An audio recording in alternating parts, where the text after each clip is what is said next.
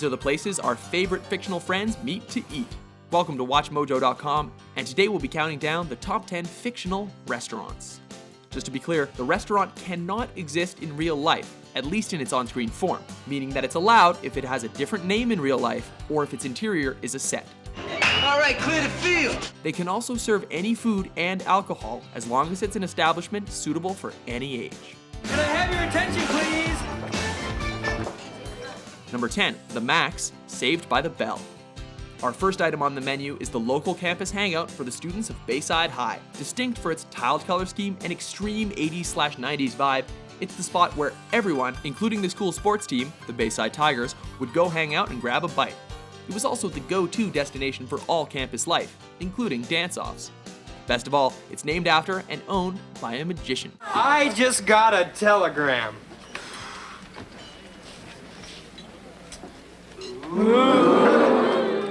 Number 9, Stan Makita's Donuts, Wayne's World.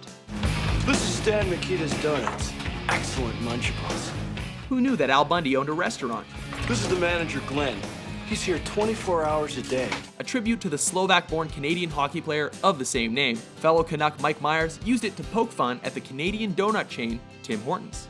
A cafe that's a central hub for nightlife, it's also the birthplace of Garth's fantasies.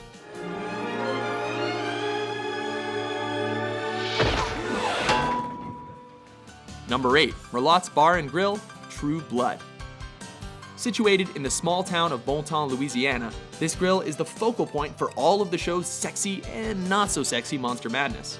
Created as a place for people to go and eat without having to dance, it's the ground zero for all the supernatural events and bizarre circumstances, which became the status quo since the very first scene, as the waitress is a telepath who falls for a vampire. Aren't you afraid to be out here alone with a hungry vampire? No. Number 7, The Peach Pit, Beverly Hills 90210. I got along without you before. I'll get along without you now. Well, that makes me feel needed. Here we transition to another restaurant inhabited by blood-sucking monsters. So, was this all a setup? No. Seriously though, while guys might not have been outspoken fans of this teen drama, there's no denying the allure of this welcoming television hotspot. A place for the cast to shoot the breeze and relax, it was unique for sitting side by side with its counterpart, the Peach Pit After Dark, where older generations could watch live music. I'm late. What are you late for? No, you know, I'm late.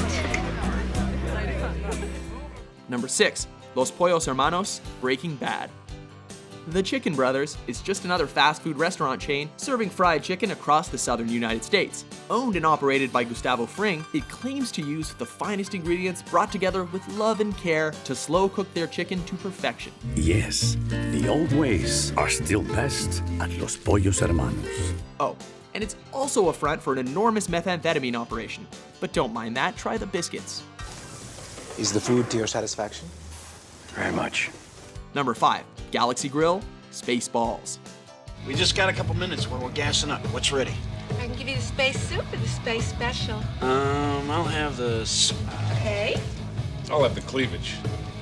Special. This diner is the unforgettable rest stop of Deep Space. Attached to a gas station, this is where Lone Star and his pal Barf occasionally stop for a bite. Exactly what you would expect from a diner on the road, it, like all of our favorites, screams the 1980s with its decor, from its jukebox to waitress uniforms and booths. Look, it's got a mind of its own, sweetheart. I can't do a thing with it. While we would love to dine there for the atmosphere, we can't say that we recommend the special. What did he order? Oh, here the special. That's what I ordered! I changed my order to the soup. Good move.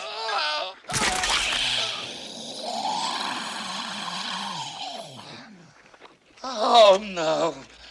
Not again. Number 4, Café 80s, Back to the Future Part 2. If one area stood out from Marty's trip to the future, the year 2015, it was this retro eatery. A nostalgic Hill Valley diner, it's plastered in Miami Vice-style colors and feature automated monitors that star 1980s cultural icons that take your order. Welcome to the Café 80s, where it's always morning in America, even in the afternoon. You've gotta love the inclusion of the Jackson music, ultra retro arcade machine, and some of the coolest product placement you've ever seen. Number 3, the Krusty Krab, Spongebob, Squarepants. The Krusty Krab. Home of the Krabby Patty, with a help wanted sign in the window. Next up is the animated restaurant under the sea, where SpongeBob slaves away making those irresistible Krabby Patties. A greasy fast food joint for the sea creatures of Bikini Bottom, it's run by Mr. Krabs, with Squidward as his cashier. Because there aren't any other dining options in Bikini Bottom, customers of the Krusty Krab are often subjected to vicious price gouging and the ridiculous antics of its burger flipping cook. Also, nobody seems to mind the irony involved in eating in a restaurant shaped like a lobster trap. What would you like to order, Patrick? 1 Krabby Patty, please. Mr. Krabs! Mr. Krabs! Number 2, Central Perk, Friends. This instantly recognizable coffee shop never existed anywhere but a Hollywood set in LA. However, following its success, many cafes tried to mimic it, and a restaurant chain opened up to blatantly cash in on its fame. Which I'm allowed to do, and I felt guilty. Well, what's not to like about a cozy hangout spot with a couch that miraculously is never taken, even though the shop is always full? I don't know what to say. Hey, buddy. This is a family place. Put the mouse back in the house. Before we unveil our top pick, here are a few honorable mentions. It was a teenage wedding and the old folks wished them well. You could see that the air... I've never had chicken like this. I don't know what the hell they're doing. I don't know. It's unlike anything I've ever even tasted. What about this place? Look at these posters. Huh? Yeah, they do not like the Jews. Can I make an observation? Compliment or criticism? Neutral thought, I would say, is neither complimentary nor critical. And she buys me cardigans. Now, can you picture me in a cardigan? But when Pierre found work, the little money coming worked out well. Number 1, Monk's Café, Seinfeld. What is Holland? Taking the top spot is the fictional coffee shop and favorite hangout of Jerry, George, Elaine, and Kramer. The exterior used is that of Manhattan's Tom's Restaurant, though the sign was cropped. From what I saw, it was pretty good. As you can imagine, the interior was filmed on a set in California. As part of the gang's routine, it's hard not to feel like we were seated at the dining booth as well, debating the many trivialities that plague our favorite characters. I was throwing up all night. It's like my own personal crying game. Agree with our list? Which fictional restaurant gets your appetite going? For more entertaining top 10s published every day, be sure to subscribe to WatchMojo.com. I am out of here. What the hell am I going to do? I don't know. You're Taking the chicken? You're Yes, taking of the course. chicken? I'm going to leave it.